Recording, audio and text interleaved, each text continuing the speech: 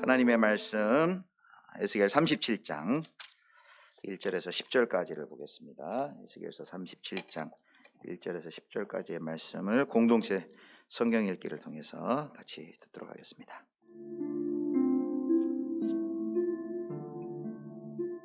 여호와께서 권능으로 내게 임재하시고 그의 영으로 나를 데리고 가서 골짜기 가운데 두셨는데 거기 뼈가 가득하더라.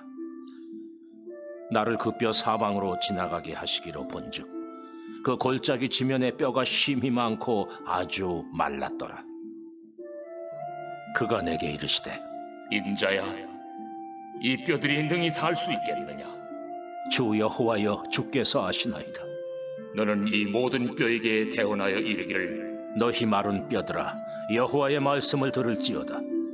주 여호와께서 이 뼈들에게 이같이 말씀하시기를, 내가 생기를 너희에게 들어가게 하리니 너희가 살아나리라. 너희 위에 힘줄을 두고 살을 입히고 가죽으로 덮고 너희 속에 생기를 넣으리니 너희가 살아나리라. 또 내가 여호와인 줄 너희가 아니라 하셨다 하라. 이에 내가 명령을 따라 대언하니 대언할 때에 소리가 나고 움직이며 이 뼈 저 뼈가 들어맞아 뼈들이 서로 연결되더라. 내가 또 보니 그 뼈에 힘줄이 생기고 살이 오르며 그 위에 가죽이 덮이나 그 속에 생기는 없더라. 인자야, 너는 생기를 향하여 대언하라. 생기에게 대언하여 이르기를, 주 여호와께서 이같이 말씀하시기를, 생기야, 사방에서부터 와서 이 죽음을 당한 자에게 불어서 살아나게 하라 하셨다 하라. 이에 내가 그 명령대로 대언하였더니 생기가 그들에게 들어가매 그들이 곧 살아나서 일어나서는데 극히 큰 군대더라. 오늘 하나님의 질문 시리즈 이제 9번째, 이 마른 뼈들이 살아날 수 있겠느냐 라는 에스겔 37장 말씀을 가지고 또 이 질문에 대한 답을 한번 찾아보겠습니다. 이 본문 37장은 작년에 주일 예배 때 한번 설교했었어요. 기억하실지 모르겠지만, 근데 오늘은 4절에 있는 질문을 중심으로 조금 다른 관점으로 한번 좀 살펴보도록 하겠습니다. 이 에스겔서의 배경은 남왕국 유다가 멸망하는 그 시점을 그 배경으로 하고 있습니다. 바벨론이 이제 세 차례 침공을 했는데요. 주전 605년 1차 침공 때는 요즘 우리가 다니엘서 묵상하고 있는데 여호야김 왕과 그리고 다니엘과 세 친구가 포로로 끌려갔고요. 그 다음에 이제 두 번째 침공이 주전 597년인데 그때 오늘 본문의 주인공인 이제 에스겔이 그때 많은 귀족들과 한 10,000명 정도의 지도자들 용사 10,000명과 함께 끌려갔고요. 그래서 그 끌려가서 3차 586년에 바벨론에 의해서 완전히 남왕국 유다가 멸망했기 때문에 에스겔 같은 경우는 포로지에 끌려간 지 11년 만에 타국에서 조국 유대가 완전히 멸망했다라는 소식을 듣게 됩니다. 11년 뒤에 듣게 되는 것이죠. 그리고 이제 에스겔서 1장 1, 2절에 보면 에스겔이 30세 되던 해, 그때가 주전 593년인데 요야긴 왕이 사로잡혀 간 지 5년, 그러니까 25세 잡혀가서 30살 되었던 그 해에 이제 하나님으로부터 이제 환상을 이제 부름을 받고 예언자로 부름을 받고 계시를 받습니다. 그래서 에스겔이라는 이름은 하나님이 강하게 하신다, 그런 이름의 뜻이 들어 있습니다. 유다 역사상 가장 어둡고 암울했던 그 남왕국 유다의 시기에 하나님의 소망의 메시지를 증거하고 그들을 격려하고 그들을 강하게 하는 그의 사역에 아주 걸맞는 이름이 바로 에스겔입니다. 그래서 이제 이 에스겔서의 그 메시지가 이렇게 보면 크게 분위기가 바뀌는데요. 586년을 기점으로 남왕국 유다가 멸망하기 전과 멸망하기 후에 에스겔의 메시지 기조가 바뀝니다. 멸망하기 전에는 계속해서 에스겔이 유다의 불순종에 대해서 지적하고 또 회개하게 하고 심판을 경고합니다. 회개와 믿음을 촉구하는데, 그런데 586년 남왕국 유다가 완전히 멸망한 후에는 이제 희망의 예언자로 변하여서 그 백성들에게 하나님의 회복의 메시지를 증거합니다. 그래서 에스겔서 33장부터 48장의 이야기들이 하나님의 회복의 메시지인데, 오늘 이 37장은 바로 그 에스겔서의 그 에스겔이 증거한 회복의 메시지 중에 일부분입니다. 자, 오늘 1절 말씀을 보니까 이제 하나님의 손이, 하나님의 성령이 에스겔을 이끌고 어디론가 데려가세요. 자, 1절 말씀 함께 보겠습니다. 1절 같이 읽겠습니다. 시작. 권능으로 내게 임재하시고 데리고 가서 골짜기 가운데 두셨는데 거기 뼈가 가득하더라. 아멘. 골짜기 뼈가 가득한, 무덤이 가득한 골짜기가 뼈가 묻히지도 않고 다 드러나 있는 그 골짜기로 성령께서 하나님의 영이 에스겔을 이끌고 데리고 가십니다. 그러니까 이 골짜기, 이게 해골이, 아까 우리 공동체 성경 읽기에 보면 막 해골이 서 있고 해골이 널브러져 있죠. 그런 그 골짜기마다 해골이 산같이 쌓여 있는 그런 골짜기를 하나님의 성령께서 데리고 가시는데, 이곳은 자발적으로는 가고 싶지 않은 것이겠죠. 인간의 본성으로는 피하고 싶고 외면하고 싶고 가기를 꺼려하고 싶은 곳이죠. 근데 그곳에 데려가셔서 하나님이 뭘 하게 하는지 봅니다. 2절 보겠습니다. 제가 읽겠습니다. 2절. 나를 그 뼈 사방으로 지나가게 하시기로 본즉 그 골짜기 지면에 뼈가 심이 많고 아주 말랐더라. 여기 사방으로 지나가게 하시고, 그러니까 이런 거죠. 멀리서 자, 저기에 왜 뼈들이 많이 있다, 저기를 봐라, 이게 아니라 그 뼈 무더기가 가득한 골짜기 사방으로, 여기 사방으로라는 히브리 말이 똑같은 단어가 2번 반복돼요. 2번 반복. 그러니까 원래 번역하면 사방으로 돼야 되는데, 그만큼 곳곳 이곳으로 데려가고 저곳으로 데려가고 골짜기 곳곳 이곳저곳을 샅샅이 살피도록 하나님께서 에스겔을 데리고 다니십니다. 이쪽에서부터 저쪽 끝까지 아니 간 곳 없이 곳곳에 하나님이 직접 이 에스겔을 데리고 곳곳을 데려가시면서 그것을 살피도록 하시는 것이죠. 성도 여러분, 왜 하나님께서 이 골짜기에 다 가기 싫어하는 그 골짜기, 해골 골짜기가 있는, 해골이 있는 그 골짜기 에스겔을 데리고 이곳 데려가게 보시고 저곳 데려가서 보게 하시고 이렇게 하나님께서 그를 인도하셨을까요? 아마 에스겔이 멀리서 봤을 때 하고 가까이 이곳저곳을 직접 눈으로 보고 그 공기를 맡고 그 냄새를 맡을 때 느낌이 달랐을 거예요. 멀리서 볼 때하고 직접 보았을 때는 분명한 차이가 있었을 것입니다. 죽음의 기운을 한마디로 온몸으로 에스겔이 경험을 했겠지요. 왜 하나님이 이렇게 하셨을까? 골짜기에 도착했을 때는 그냥 대충 뼈들의 무덤이었는데, 여기 그 에스겔이 본 게 2가지가 강조되어 있는데, 첫 번째는 뼈가 심이 많았다 그랬습니다. 뼈가 심이 많았다. 전쟁을 통해 대적들을 통해 살해당한 유다 사람들을 의미하는 거죠. 그 사람들이 얼마나 많았는지 수백 수천 명이 아니라 수십만 명이 죽임당한 민족의 그 비극의 모습을 그가 보고 있습니다. 얼마나 그 멸망이 참혹한지, 얼마나 그 멸망이 처참한지를 알게 되었죠. 그 다음에 그 묘사 중에 보면은 그 뼈가 아주 말랐더라라는 표현이 있습니다. 뼈가 힘이 많고 아주 말랐더라. 2절에 보니까 뼈가 말랐다는 것은 무슨 말일까요? 뼈가 말랐다는 것은 날씬한 사람들만 죽었다는 게 아니라, 뼈가 말랐다는 것은 그만큼 죽은 지 오래되었다, 긴 시간이 흘렀다라는 것입니다. 그만큼 절망의 상태가 계속해서 지속되고 오래되었다라는 그런 표현이죠. 하나님께서 왜 이렇게 절망적이고 비참한 그 상황을 이렇게 보여주셨을까? 우리가 질문을 해볼 수 있습니다. 에스겔의 반응을 우리가 생각해 보면 그 답변을 해볼 수 있을 거예요. 에스겔이 멀리서 볼 때는 그냥 들었을 때만 하고, 직접 그곳에 갔어서 멀리서 봤을 때 하고, 직접 골짜기 사이사이 곳곳마다 들어가면서 그 처참하게 말라 있고 그 수많은 뼈 무더기를 보면서 그가 얼마나 에스겔이 마음 가운데 심히 그 참혹함에, 절망스러움에 얼마나 그가 깊이 탄식할 수밖에 없었을까요? 그리고 얼마나 놀랐을까요? 그리고 얼마나 그 신음의 탄식이 그 가운데 그에게 나올까요? 하나님께서 에스겔을 해골의 무덤으로 데려가신 이유가 있습니다. 그것은 샅샅이 살피고 그리고 그 심각성을 직접 느끼라고 이렇게 에스겔을 데리고 간 것입니다. 그 고난과 고통과 참혹한 참담함의 현장을 봤을 때 에스겔이 그동안 머리로 알았던 것으로 그치는 것이 아니라, 그 민족의 그 패망하고 절망 가운데 있는 그 현장을 눈으로 보면서 에스겔은 동일하게 깊이 절망하고 탄식하고 한숨 쉬고 거기서 눈물을 흘릴 수밖에 없었을 것입니다. 왜 하나님이 이렇게 왜 세밀하게 샅샅이 보여주셨다고요? 탄식하고 그것을 깊이 경험하고 절망하고 애통해하라고. 바로 거기서부터 이 회복이 시작되기 때문입니다.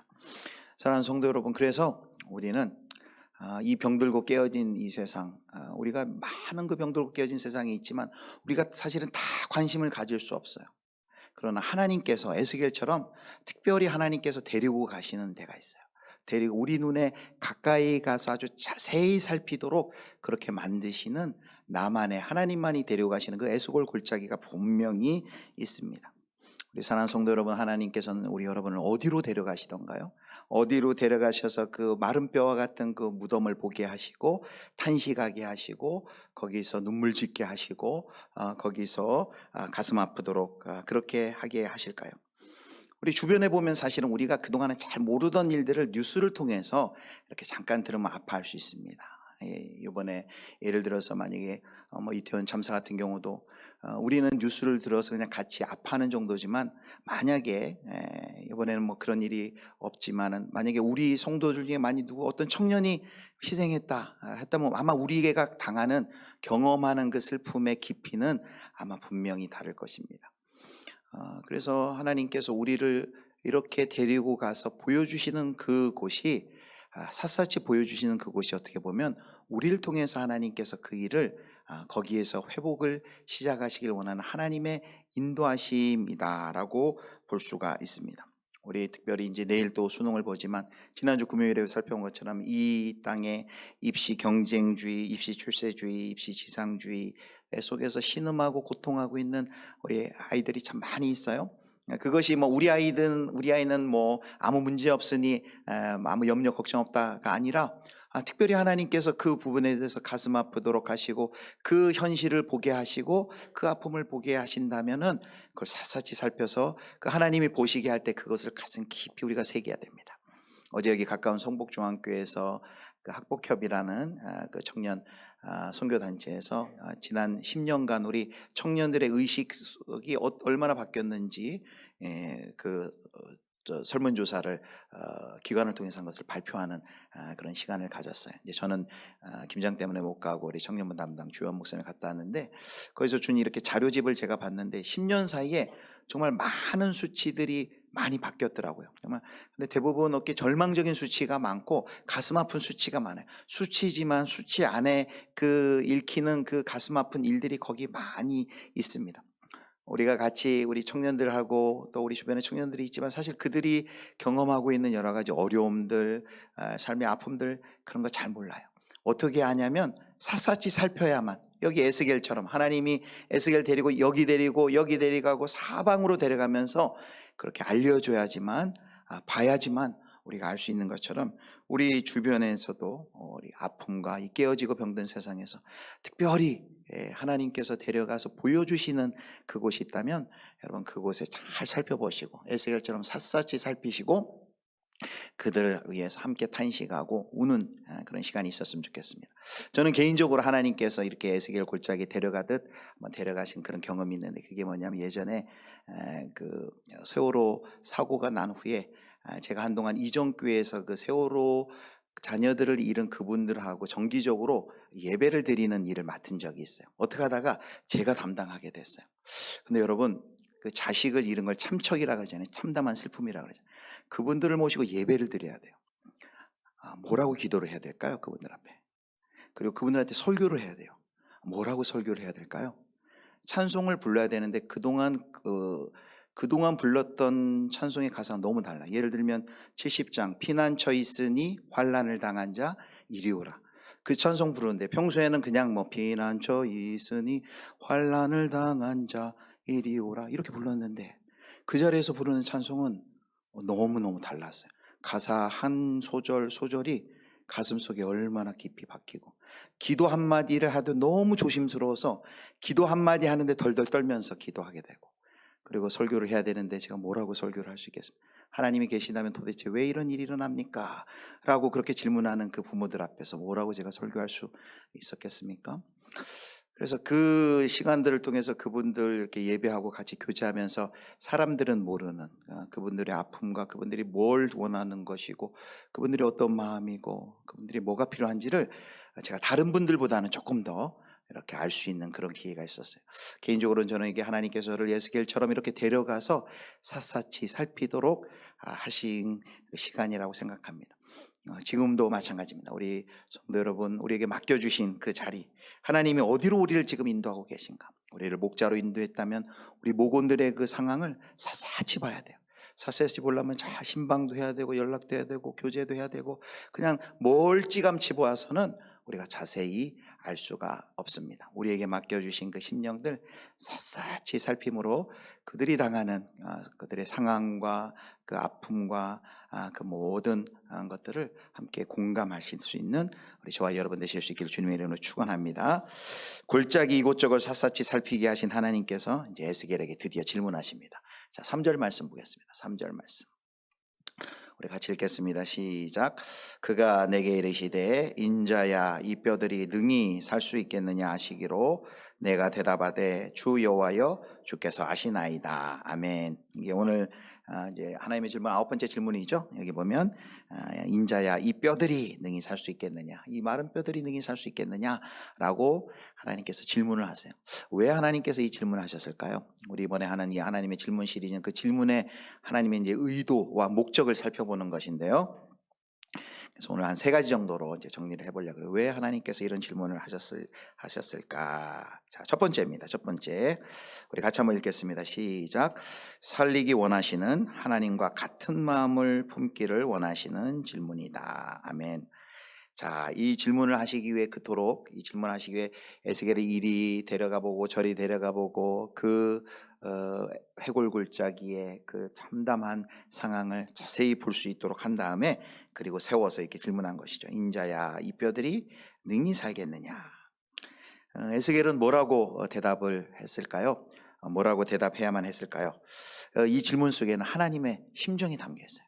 인자야 에스겔아 라는 거죠. 인자야 에스겔아 이 뼈들이 능히 살겠느냐라고 질문하시는 것은 하나님의 심정이 거기 들어있는 거죠. 어떤 심정이요? 이런 마음이죠. 에스겔아 나는 이 아무런 소망 없어 보이는 이 마른 뼈들을 정말 살리고 싶구나. 이들을 내가 회복하고 싶구나. 나는 이들을 살리고 싶은데 너도 좀 나와 동일한 마음을 품을 수 없겠니? 라고 하나님께서 그 에스겔을 하나님의 그 심정으로 초대를 하시는 것이죠. 탄식하고 신음하는 에스겔에게 하나님과 같은 심정으로 그 말라버린 뼈들을 바라보면서 그 회복의 마음, 이들이 살리길 원하는, 단순히 탄식하고 울면서 거기서부터 회복이 시작이지만 거기에 그치는 것이 아니라 탄식을 통해 소망으로 이들을 살리고 싶은, 이들을 정말 살리고 싶다, 이들이 회복되었으면 좋겠다라고 하는 그 마음으로, 하나님의 마음으로 에스겔을 초대하시는 그 마음, 하나님의 심정이 여기에 이 질문 속에 들어가 있는 것이죠.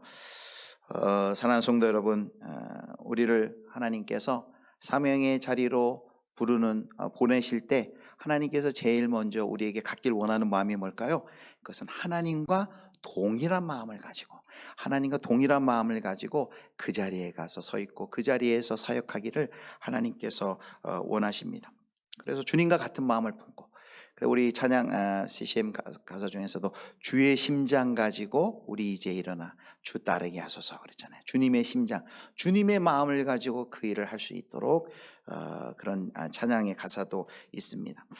우리를 사명의 자리를 곳곳으로 보낼 때 이렇게 주변에서 볼 때 아직도 저 발걸음, 저 헌신, 충성은 참 이해가 되지 않는다라는 그런 결단과 도전과 헌신들이 많이 있어요. 특별히 어떤 선교 나가시는 타문화권 선교사님들의 그 도전과 결단을 보면 인간의 이해로 봐서는, 인간의 머리로는 잘 이해하기 없는데 어떻게 저런 도전을, 어떻게 저런 내려놓음을 할 수 있지라는 그런 질문이 들 때 가만히 보면 거기 어떤 일이 일어납니까? 하나님께서 자신의 마음을 그분들에게 가득히 부어줘서 그 하나님의 마음과 이게 공명이 됐을 때 하나님의 마음이 그 마음 안에 들면요, 세상의 어떤 이해타산, 세상의 가치 평가와는 상관없는 그 하나님의 영광에 가득 차서 그 발걸음을 내딛는 것을 볼 수 있습니다. 어찌 보면 우리가 무모하다 싶을 정도로 그런 일들을 하는 분들이 우리 주변에도 많이 있어요. 그러나 가만히 보면 하나님의 마음 가지고 이 마른 뼈도 마찬가지잖아요. 마른 뼈 이거 지금 죽은 지도 오래된 이 뼈들이 어떻게 살아나겠습니까? 그런데 하나님의 마음은 뭐예요? 이 뼈들을 살리고 싶구나. 너도 좀 나와 동일한 마음을 갖고 같지 않을래? 라고 그 자리에 초대를 하는 것이죠. 그 제가 이제 동생이 한 명 있어요. 남동생 한 명 있는데 이제 이 친구가 이제 오래 방황하다가 이제 나중에 늦게 신학을 하게 되고 신학대원을 갔는데 지난 여름에 갑자기 연락이 왔어요. 저기 전라도 어느 시골에서 교회를 개척하겠다고 연락이 왔어요. 그래가지고 저는 제 마음 가운데 그런 부담이 있었거든요. 저희 아버님이 이제 어렸을 때 제 5학년 때 개척을 하셨어요. 근데 개척교회가 잘 안 됐어요. 잘 안 돼가지고 한번 또 문 닫고 또 다른 곳에 개척했는데 또 잘 안 되고, 그래서 제 마음 가운데 이런 좀 부담이 있었어요. 내가 우리 아버지를 이어서 하나님이 나를 개척을 하게 하신다면, 개척교회를 하게 하신다면 우리 아버지가 못다한 그 개척교회를 잘 섬겨서 내가 아버지가 못다한 꿈을 한번 내가 이루어야 되지 않을까라는 그런 생각을 하고 있었어요. 근데 하나님께서 나를 어떻게 인도하실지 계속 그 부분을 놓고서도 계속 기도하고 기다리고 진로를 놓고서 또 기도했는데, 하나님께서 결국 이제 저는 예수비전교회로 인도해 주셨는데 제 마음 가운데 늘 그런 부담이 있었는데 그 부담을 우리 동생이 이어서 하게 됐어요. 동생이 개척교회를 하게 됐는데, 그런데 제가 가봤는데 거기가 20호 있는 마을에 다 이제 할아버지 할머니만 있고 예배당 없는, 전에 교회가 있었는데 교회가 이제 잘 돼서 이제 다른 곳으로 나가서 지금은 교회가 없는 20호쯤 있는 그 마을에 이제 들어간 거예요. 그래서 그 이제 농가를 한쪽을 창고를 이제 개조를 해가지고 개배하고 이제 작업을 이제 하고 있는 거예요. 거의 축사 수준에. 그 제가 보면서도 이제 저도 목사지만 이렇게 굉장히 좀 이제 답답한 마음이 있는 거예요. 여기서 이게 참 이렇게 목회가 되겠나? 20여 가구 있는 거기서 거기서 이렇게 그 건축할 비용도 없고 그래서 어떻게 이렇게 무슨 대출을 캐피탈을 받아서 공사를 시작했다 그러는데 겨울은 다가오는데 너무너무 막막한 거예요. 제가 볼 때는 이렇게 무모하고 이거 되겠나 싶은데 동생은 확신이 있더라고요. 기도에 응답받았고 하나님께서 우리 가정을 그쪽으로 인도해 줬다라는 확신 가운데 이야기를 하더라고요. 하나님의 마음이 부어지고 하나님께 사로잡히면은 사실 세상의 어떤 관점과 세상의 이해타산과 세상의 계산을 뛰어넘는 그런 발걸음을 내디딜 수 있는 것이죠. 여기 에스겔에서에게도 하나님이 그걸 원하시는 거죠. 이 뼈들이 아무런 소망이 없어 보이지만 이들을 내가 살리고 싶다. 너도 나와 동일한 마음 품어주면 안 되겠니? 품을 수 없겠니? 라고 초대를 하고 있는 것이죠. 자, 두 번째, 그렇게 그 마음을 품고 그 다음 단계는 뭘까요? 자, 두 번째 질문 보겠습니다. 우리 같이 읽겠습니다. 시작. 생명의 근원이신 하나님을 전적으로 믿고 의지하기를 원하시는 질문이다. 아멘. 에스겔이 이 마른 뼈들이 이제 결국은 이 마른 뼈이 누구냐면 자기 동족이에요. 살해당하고 지금 하나님을 그렇게 된 이유는 뭡니까? 하나님을 배반하고 하나님을 바로 믿지 못했기 때문에 하나님 심판으로 멸망당한, 말하자면 남왕국 유다의 그 운명을 그렇게 보여주는 거예요. 마른 뼈라는 것은 아무런 소망 없이 나라가 민족이 멸망당해 버린, 참혹하게 실제적으로도 멸망당했고 아무런 더 이상 하나님께 버림받고 저주받아 심판받은 것 같은 그 마른 뼈를 볼 때 아마 참담한 심정으로 보았을 것입니다. 그런데 아무리 봐도 거기서 다시 마른 뼈라는 것은 더 이상 소망이 없다는 것, 끝이고 생명이 없다라는 것이죠. 그런데 하나님께서 인자야 이 뼈들이 살겠느냐라고 질문하는 거예요. 그래서 에스겔의 대답을 보면요, 이게 한글 성경으로 보면 애매모호해요. 뭐라고 대답합니까? 4절에 보면 뭐라고 대답합니까? 주 여호와여 주께서 아시나이다. 좀 더 명확히 대답하면 이렇게 대답하면 얼마나 좋겠어요. 이 질문에 그렇습니다. 하나님이라면, 하나님이시라면, 하나님께서 원하시면 그것을 하실 수 있습니다. 하나님께는 불가능함이 없기 때문입니다. 오직 주님만이 그런 능력을 가지고 계신 분인 줄 저는 믿습니다. 내 백성 이 민족 바벨론의 포로가 되어 미래에 대한 아무 소망이 없는 이 민족 하나님 불쌍히 여겨주시고, 하나님 생명의 주님, 생명의 근원이신 하나님 이 민족 살려주십시오. 하나님은 하실 수 있습니다. 제가 믿습니다. 하나님, 이렇게 대답하면 좋겠지만 에스겔의 대답은 그냥 주께서 아시나이다, 아주 짧아요. 그래서 해석도 사실은 양극단으로 나뉘었어요. 이 주께서 아십니다라는 이 해석이 방금 제가 말한 것처럼 하나님께서 그렇게 하실 것을, 주님이 일하실 것을 믿는 그 긍정적인 믿음의 고백이라고 하는 해석도 있고, 또 그 반대로 그것은 애매모호한 대답이다, 이거는 믿음이 있다고, 믿음의 고백이라고 보기는 어렵다라는 해석이 있어요. 저는 좀 부정적으로 읽혔어요, 이걸 읽을 때. 그러나 이 해석이 긍정적이든 부정적이든 하나님이 원하시는 대답은 뭐라는 거예요? 하나님을 믿고 신뢰하는 거죠. 하나님이 생명의 근원이심을 믿고, 아무리 마른 뼈와 같이 소망이 없어 보이지만 하나님은 살리실 수 있고, 하나님은 생명을 주실 수 있고, 하나님은 회복하실 수 있습니다 라는 것을, 그 생명의 구원자이신 그 하나님을, 생명의 근원이신 하나님을 전적으로 믿고 의지하기를 소망하며 기대하면서 하나님이 그 질문을 에스겔에게 던지시는 것이죠. 사랑하는 성도 여러분, 이 뼈들이 능히 살겠느냐라는 질문은 뭐라고요? 바로 하나님만이, 생명의 근원이신 하나님만 전적으로 믿고 신뢰하고 의지하라 라는 그런 뜻입니다. 여러분, 우리가 어디서 생명을 찾을 수 있습니까? 우리가 주변에 보면 도무지 소망 없는 일들이 많이 일어나요. 정말 마른 뼈와 같은 일들이 이 사회 곳곳에서 우리가 보고 있습니다. 그러나 우리의 머리로는 이해되지 않는다 할지라도 우리가 하나님은 어떤 분이심을 우리가 고백할 수밖에 없습니까? 하나님께서 고치지 못하는 인생은 없다. 하나님께서 구원하시지 못할 인생은 없다. 하나님은 생명의 근원이시다라는 것을 확실히 믿고 고백하시는 우리 성도님들 되실 수 있기를 주님의 이름으로 축원합니다. 하나님을 전적으로 믿고 의지하라 라는 그 초대가 바로 이 두 번째 질문인 것입니다. 자, 이제 마지막 세 번째 질문입니다. 자, 첫 번째는 동일한 마음을, 하나님과 동일한 마음을 품기를 원하는 초대하는 질문이고요. 그리고 그 생명의 근원이신 하나님을 믿고 의지하라는 질문이고요. 자, 마지막 세 번째입니다. 우리 같이 읽겠습니다. 세 번째 같이 읽겠습니다. 시작. 마른 뼈와 같은 우리를 구원 역사에 사용하시려는 질문이다. 예. 이제 에스겔에게 그 뼈들을 보여주신 후 이 질문을 한 다음에 4절에 보면 이제 에스겔에게 한 가지 명령을 하세요. 자, 4절에 질문을 한번 보도록 하겠습니다. 4절의 질문. 자, 같이 읽겠습니다. 시작. 또 내게 이르시되 너는 이 모든 뼈에게 대언하여 이르기를 너희 마른 뼈들아 여호와의 말씀을 들을지어다. 아멘. 하나님의 그 마른 뼈들을 살리시길 원하는 하나님의 방법이 뭐였냐면 말씀을 대언하는 거예요. 하나님의 방법은 말씀이었어요. 여기 모든 뼈라는 것은 무엇입니까? 모든 뼈, 그냥 뼈가 아니라 모든 뼈예요.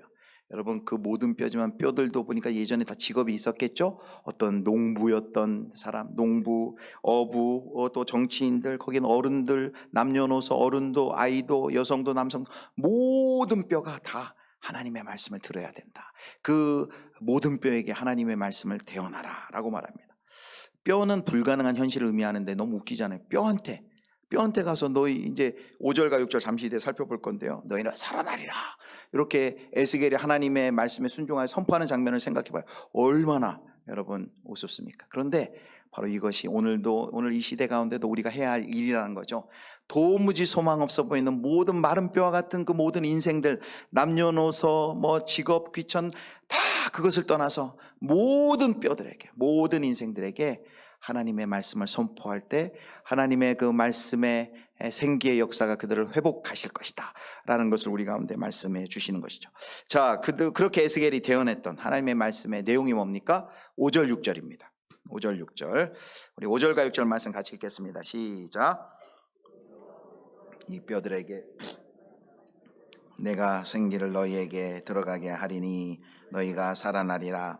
너희 위에 힘줄을 두고 살을 입히고 가죽으로 덮고 너희 속에 생기를 넣으리니 너희가 살아나리라. 또 내가 여호와인 줄 너희가 알리라 하셨다 하라. 아멘. 주 여호와께서 이 뼈들에게 같이 말씀하시기를, 그래서 내가 생기를 너희에게 들어가게 하리니 여기 너희가 살아나리라. 여러분, 그 뼈들 가운데 너희가 살아나리라. 그 6절에도 보면, 뒤에 보면은 너희가 또 살아나리라. 그리고 에스겔에서 가장 많이 나오는 그 유명한 구절, 내가 여호와인 줄 너희가 알리라 라는 이런 하나님의 말씀이 에스겔을 통해서 예언되도록, 선포되도록 하나님께서 그에게 말씀을 부탁을 합니다. 그런데 곰곰이 생각해 보세요. 여러분, 에스겔이 누구냐면 사실 에스겔도 마른 뼈예요. 왜냐하면 에스겔도 동일하게, 에스겔만 뭐 특별히 제외된 사람이 아니라 에스겔도 그 유다 땅, 하나님의 심판으로 인해서 멸망받은 유다 땅에, 유다에 속한 그 사람이에요. 에스겔도 동일하게 마른 뼈와 같은 인생이라는 거예요. 그런데 하나님께서 에스겔을 택하셔서, 그 마른 뼈와 같은 에스겔을 택하셔서 하나님이 지금 하시고자 하시는 일이 뭐예요? 많은 사람들을, 마른 뼈와 같은 그 인생들을 하나님 그 속에서 구속과 구원의 역사를 일으키시려는 그 하나님의 역사가 지금 시작되고 있다는 말씀이죠. 그래서 성경에서 보면, 우리가 잘 알고 있는 분들은 다 영웅으로 알고 있어요. 그 사람은 나하고 달라. 아브라함 믿음의 조상, 나하고 달라. 모세 민족의 지도자, 나하고 달라. 그런데요, 성경을 가만히 보면 아브라함도 모세도 다 마른 뼈와 같은 인생이었어요. 아브라함 어땠습니까? 아브라함, 하나님이 약속하지만 나는 늙어서 자녀를 낳을 수 없습니다 라는 그의 그 생각을 하나님께 고집하였습니다. 그게 아브라함의 눈에 보이는 현실이에요. 그런데 아브라함이 위대한 것이 아니라 위대하신 하나님께서, 언약의 신실한 하나님께서 내가 너로 큰 민족을 이루게 하겠다라는 그 약속을 주셨고, 그 약속을 하나님께서 이루어 주셨어요. 모세는 또 어떻고요? 모세가 80세 백발이 성성의 꼬부랑 할아버지가 되었을 때 하나님께서 나오셔서 모세를 찾아오셔서 내 백성을 바로 위해서 이끌어내라, 내가 너를 보내겠다 하니까 이 모세가 뭐라 그랬습니까? 나는 말을 못합니다. 보낼 만한 자를 보내소서라고 못 가겠다고 버팁니다. 그래서 하나님께서는 내가 달래줘, 얼르고 달래줘, 말 잘하는 네 형 아론을 내가 보내겠다, 내가 함께 하겠다. 그래서 모세가 위대한 것이 아니라 하나님, 신실하신 하나님이 모세와 함께 하심으로 마침내 이스라엘의 지도자가 되었습니다. 기드온은 또 어떻습니까? 기드온은요, 나는 별 볼 일 없는 집안에다 소심한 사람이라서 안 됩니다. 몰래 숨어서 이렇게 추수했던 그런 아주 소심했던 사람이에요. 그런데 하나님께서는 그 기드온에게 뭐라고 말씀하십니까?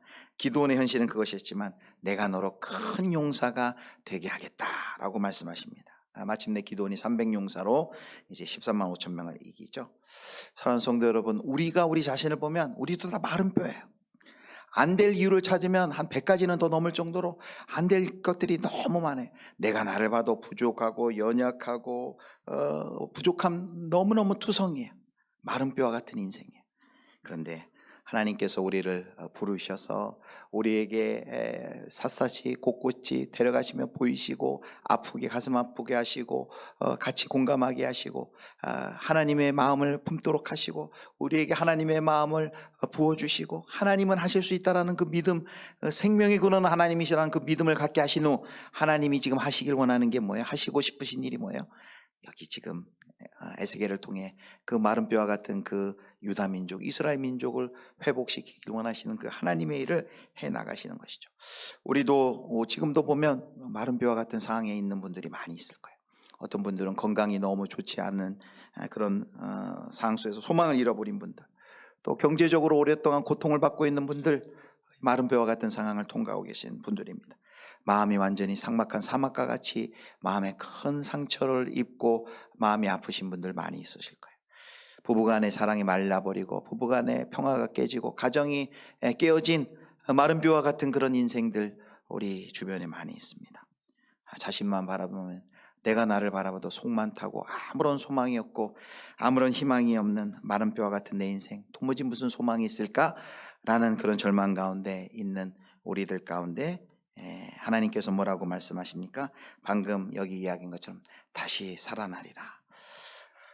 내 하나님께서 우리 인생도 그래 너는 마른 뼈다. 내 인생은 틀렸다. 내가 너를 못 쓰겠다. 너는 안 되겠구나. 이렇게 말씀하실까요?